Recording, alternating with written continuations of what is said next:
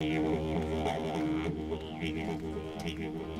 say that beauty is in the eye of the beholder, and while that may sometimes be true, there are some places whose allure is simply undeniable. One example is here in Australia, the land down under.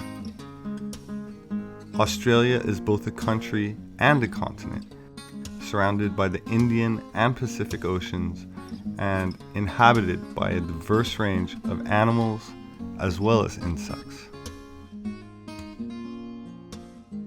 Ah, boo! These big mounds, they're not dumps of dinosaurs. They're actually made by termites, and they must be busy little fellas to produce this type of thing. Across the northern parts of Australia, you'll see lots of different types of mounds, termite mounds. You'd be lost without them. Kitty! There are about 2,500 different species of termites around the world, and roughly 350 types call Australia home. Termites have colonies that are organized in an almost identical way to ordinary ants.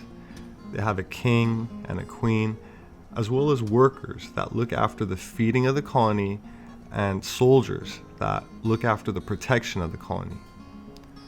Termites are very good at removing the core of trees to create hollows that are useful for creatures like parrots, cockatoos, bats, and lizards to breed in.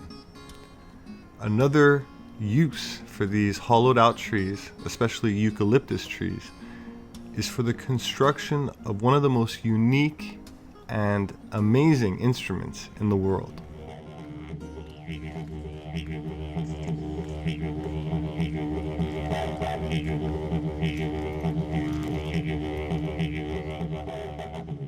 The didgeridoo is a wind instrument developed by the indigenous Australians of Northern Australia around 1500 years ago.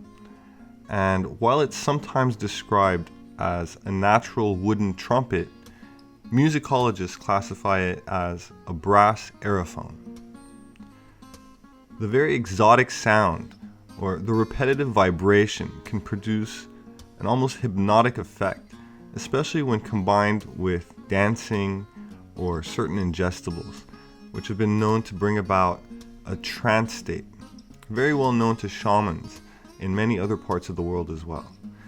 And this is usually done in an effort to attain some sort of communion with the higher self, or what some might refer to as God, and others may refer to as the subconscious or collective subconscious mind. While the didgeridoo is unique to Australia, inhabitants from several surrounding islands in the Pacific play their wood instruments most commonly through their nose.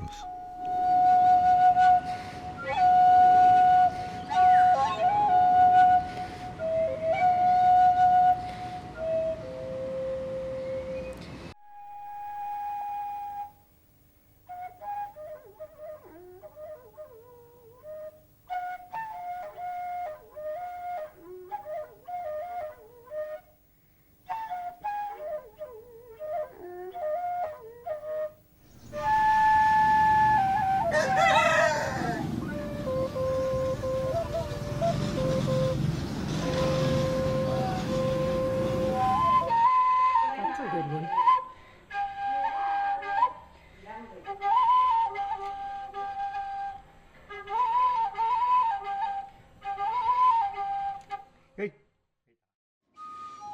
This is the nguru, or nose flute, of New Zealand.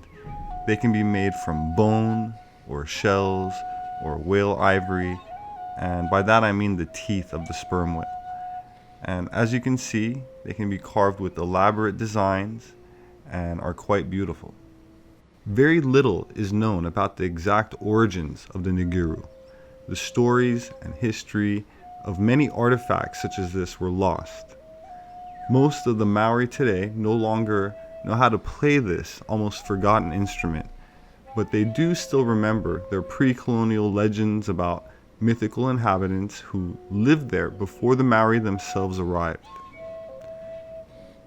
The Kaimanawa Wall structure is near Lake Taupo, and although the New Zealand government explains it away as a natural formation, the shape of the wall blocks and the gaps look to be man-made.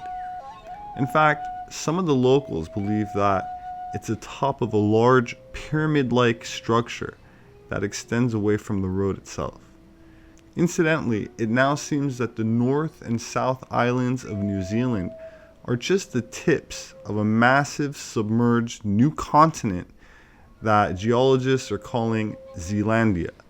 The newly published research concluded that this new hidden continent below the Pacific is 94% submerged below the ocean and was once connected to Antarctica. There's been a lot of anticipation lately about the new discoveries near the South Pole, possibly of a lost antediluvian civilization such as an Atlantis. And this is all very exciting, but how much of these Antarctic discoveries are indeed new, and how much are announcements of what has already been rediscovered? My name is Robert Sepper. I'm an anthropologist. You can find my books on Amazon.com. Thank you to those who have subscribed for my videos, and I really appreciate the shares, the likes, the encouraging comments, and I will see you next time. Thanks.